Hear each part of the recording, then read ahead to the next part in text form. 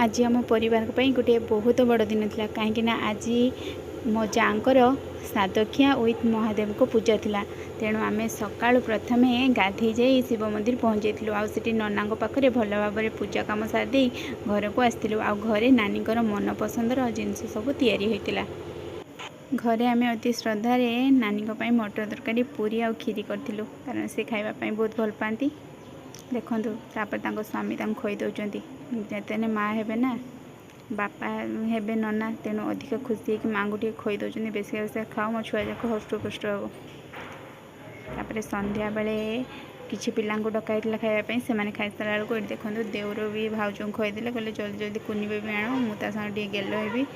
सोम भी खाईदेला काका हाथ संध्यारे आसला गुपचुप सहित चाट ताको खाई एंजॉय करूँ। वीडियो जब भल लगे लाइक सब्सक्राइब शेयर करेंगे आउ कमेंट रे कहे मो नानी पुओ हम ना झील हम।